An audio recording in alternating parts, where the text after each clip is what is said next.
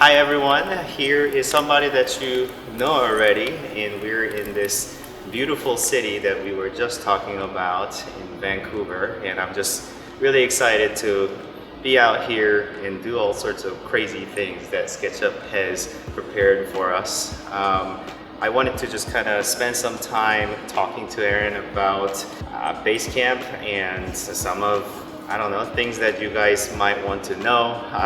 So we'll just kind of keep this somewhat impromptu and casual. As always, what is Basecamp? And somehow I ended up in a bootcamp. What's the difference and how does all of this work?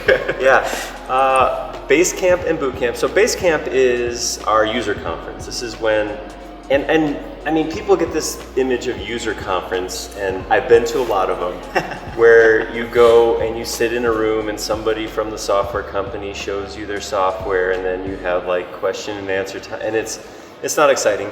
Basecamp is kind of an effort to revitalize or make user conferences fun. So we do have a lot of fun. We invite everybody who uses SketchUp can come in, be part of it. And we invite everybody to present also. I mean, not everybody who wants to present presents, but we get a lot of presenters who are professional users. So people who are using this software every day. That's right. People like Joseph come in and show how they use the software, which is amazing because it's not just what we think. It's not just what the staff thinks people should learn. It's what people who are using it every day are actually doing and they want to show. And that's the core of Basecamp. It is our users teaching our users, and we're just facilitating. We love that. We've been doing that every 2 years since about 2005, 2006. I say we, I wasn't part of it then. I came in after it was pretty well developed. But 3 Basecamps ago, we started adding Bootcamp. So it was a 3-day thing before, we added 2 more days, so it's 5 days. And Bootcamp is the first 2 days of Basecamp, and it's all hands-on sessions. So this is where people come in for 2 days and start with 101, never touched SketchUp before, spend 2 days getting taught by a professional trainer, or if you're intermediate, advanced user, again, it's those same professional users, professional trainers, training hands-on. So where Basecamp ends up being a lot more presentation or lecture style, Bootcamp is all hands-on learning. So 2 days of just mouse clicking. So Basecamp as a whole, it's a week event, right? So 5 days. 5 days, and it's lots of things happening. I mean, I'm so busy, and by the end of the day, I'm just so knackered. It's exhausting in the best. We were upstairs yesterday watching people come out of the classrooms, and everybody's like, but they're all smiling too. And, there's still conversations, coming out of the classroom talking about what they just saw. But it's a lot, but it's a lot of fun too. And we try to. It's not like hard school. You don't just get stuff ground in you. We try to make sure there's something fun. We have these beautiful, we're in Vancouver, so it's a beautiful place to hang out and learn anyhow, but we try to do events. We have mixers and social hours and stuff like that where people get together and talk also, and just try to keep it fun too. Learning should be fun, Yeah, absolutely. And you have so many interesting conversations with people, in the hallway or after your session, or just just awkwardly bumping in front of the restroom or something like that. But you have these conversations about different use cases now. And one of the things that I found out about Basecamp, or I guess users of SketchUp, is that it's such a wide variety, and it's so interesting to hear everything from such a weird thing that you've never heard of to a typical, the architectural landscape, interior design sort of stuff that you kind of expect to see. And seeing that wide variety is so cool. And I haven't seen that much of a variety elsewhere, so it is so cool to accommodate all of that. It's one of the cool things about SketchUp is we just have a very diverse user base, obviously a lot of architects, like you said, landscape design, interior design, but then we have people making sets for, Broadway and TV shows and animators and game designers designing assets, and they all come here. They all show up either to learn or to present, and it's cool because you never know who you're going to get to talk to or what thing they're going to be working on. You talk to somebody like, talk to a guy who's talking about some sculpture he designed for some studio somewhere, and the other guy's like, oh, it was like a 40-story commercial building. It was, I'm like, no, that's awesome. Like, there's no bad uses. Like it's cool. It's amazing to get to see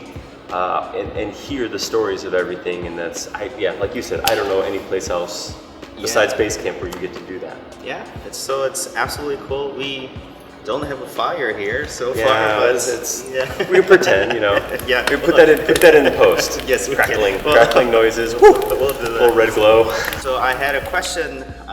So what is the very first SketchUp model that you ever have made? The first was probably a doghouse or some tutorial that I followed along. But the first thing I sat down to make myself was I wanted to model like a robot.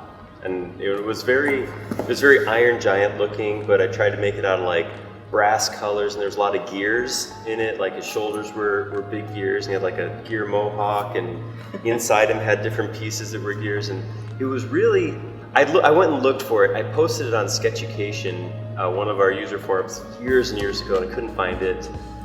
So I was looking for it at one point, but It's just lost. It's lost. But it was interesting because there's some stuff that like I was learning, so I didn't know. So I had things like, he had kind of a roundish head, and I remember I could make that happen by scaling and push-pulling, but then eventually I would break an arc or something, so I'd push-pull, it wouldn't be smooth anymore, it'd be faceted, and I didn't know about smoothing geometry. So if that happened, I would delete it and then start again and do it. So I was doing and redoing stuff because I didn't know how to do that. I was also terrible at grouping. So no, we've been there. On the very first model, we're not going to count that. It was rough. But looking back, I'm like, that was a pretty impressive model. It was a big model, and it was abusive. I just hurt myself doing everything wrong you're supposed to do wrong when you learn. I mean, that's how you do it. I got it all out of the way on one model. Well, since you do quite a lot of content on YouTube, that may be a content suggestion. If I could find it, it might be fun to go. No, don't find it. Oh, do it again? Out of your memory, since you're miles better than we're used to. There you go. It would be fun. It would definitely be a fun one. Hey, here's my first model that I tried to make. That would be cool. And it failed miserably, perhaps, but it's lost in the memory. So why don't we do a better job? That's a great idea. I think that would be fun. That'd be fun for you, at least. For sure. Yeah, down I'd the do memory it. lane. Yeah, I've asked this question, and a lot of people say they were spending hours on like a little feature that they can do it in seconds now, and which I was I did not group or componentize anything. It was just all sticky and but I mean that's what happens, and that's how you learn, and learn the hard way, but it'll stick to you. And, you just become master from that. So just own the mistakes and improve from it is basically what I always say. Absolutely. Yeah, mistakes are learning opportunities. Right. Well, it's meant to be an interview for Aaron. I'm just thinking, do you have any question for me? Whoa, I wasn't prepared. I could just hold on. That's a weird question to ask. So when you were a child, no, I'm just I'm interested.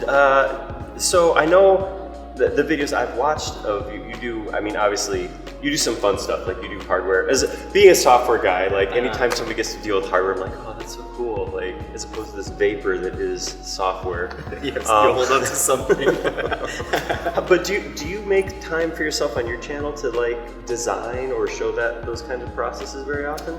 I have for quite a while, but obviously work related, sometimes that I'm not allowed to show my process, and as you know, content is a king, and you have to develop, because you can't show what you're working on, so you gotta make something that is kind of faux project or imaginary project, which takes additional time to develop, and then in that turn it just becomes so much time. Whereas if I get a hardware, it just shows up and I just need to open it rather than like make something and then show. So yeah, that became a little bit, but every time a cool software shows up to my door, so that I don't need to develop any sort of content, but you know, I'm just checking out features, or I just need to do a simple tutorial so that, you know, I can showcase to you guys is what I kind of do still. But yeah, it hasn't really been, unfortunately, a lot of my focus, because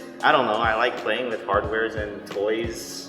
It's my toy that I get to spend some weekends on, and then basically produce video on. So it's I mean, it ebbs and flow on all the things that I do. So yeah, every now and then I'll do SketchUp tutorial, and every now and then I'll do some rendering tutorials or tips and tricks that I thought it would be cool. And again, YouTube is my side gig, so you know, it's my paying hobby. I don't think I've said that on channel before, but it is my very terrible turnover revenue making hobby. Well, I mean, I will say, and this is unsolicited, just didn't ask me to, but I always enjoy the quality of your video content. I mean, well edited, good sounds, you know, it always looks good, which I'm not dissing anybody, but not everything on YouTube looks great. I mean, every once in a while I find that, like, you know, you find that video and be like, oh, this is a topic I'm very interested in. You turn it on and it's all like this, and somebody's like putting an appointment stuff, and then you just shot somewhere else. Yeah, oh man. So that's good. But I have a, what is the most recent model that you have modeled? As a flip side to your question to me, like what's SketchUp? Yes, SketchUp. In SketchUp. I do have to say, I was actually modeling last night for my presentation. Again, developing a imaginary content, because I can't use any of my other existing ones. So no work stuff that I can show. So I'm making, you know, sort of the mock-up model that kind of contains some of the use cases that I want to present. So yeah, I guess that was the last thing that I was working on, so that, you know, I have little nifty tricks that I can show to people who comes to my session, and, you know, learn a few, perhaps, hopefully, useful things. That's good. Yeah. I'm hoping great things. I'm still nervous in front of many people, so I'm gonna read that out, say, hey, I'm nervous. So let's get a couple of slides through, and then I'll get back into the groove and perhaps get slightly better. Well, we were talking about this earlier. It's been years since we've talked in front of people. I mean, I'm used to this view too, right? Talking to the camera, and there's no judgment. There's no facial expression. Nobody's on their phone instead of listening to you, as far as we can tell. So it's hard. It's different to be in front of people again and go, you know, there's reactions. There's actually feedback. So. Yes. It's different. I mean, I have no doubt you'll do a great job. I remember 2018 with very positive feedback. Everything was great. So I'm sure it'll go good. But it is a different thing to go into, and you got to get back into that mode of. I mean, being in front of people. I'm just not born as a, I don't know, presenter, or born to be in front of camera all the time. You wouldn't believe how many edits. The reason why my edits are in place is because I say same thing at least 3 times. So I don't know, that's just how it works. But actually being in front of people, for me at least, is a lot more helpful, and actually makes it much easier than doing like a webinar or live stream or something like this, where I have to do it in one shoot, because, you know, the pressure's on. I don't have the editing chops that you have, so I have to just present live. I'm like, I got to do this in one, because I don't have any opportunity to change it. So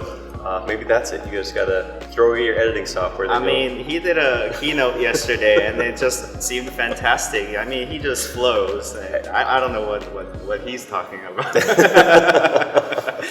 But I was doing like a webinar once, and I know by the counter there is 600 people listening in on the other side. But all I have is a microphone in front of me and a headset that just replicates my voice. And then I have a giant screen where I'm screen sharing on. Mm-hmm. And I feel like I'm just shouting into void, and I'm just terrified. Yeah, I mean, no, I think there's something to that, because I think, you know, as as humans, we talk and we get social cues. We look at somebody in the eye and you're like, oh, I'm losing them. Right. Or this person's really engaged.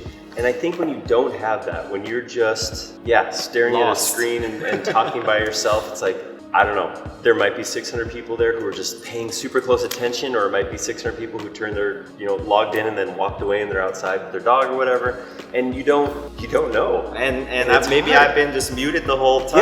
Yeah. You never know. And maybe my so. internet cut out. Who knows? I mean, God forbid. I just fear that. And you have these horror stories, and I have absolutely no idea. Whereas, I know this person is at least not listening to me, then I can just really look into the eyes so that at least just get him to nod and smile at least. Right, yeah. we had that, I think, I don't know if you were on that one, but when we were trying to set up to do Basecamp here in 2020, and of course the pandemic hit, we couldn't do it, and we ended up doing this series of remote sessions. Yes, yeah, I watched our Fireside Chats, where we had different presenters on, and we had Chris Roseborn, who's a designer for Major Motion Picture, and his signal, he lost his internet. I mean, he's connecting from far away. He's in the UK, right? And he was about 10 minutes into his presentation, and it just dropped.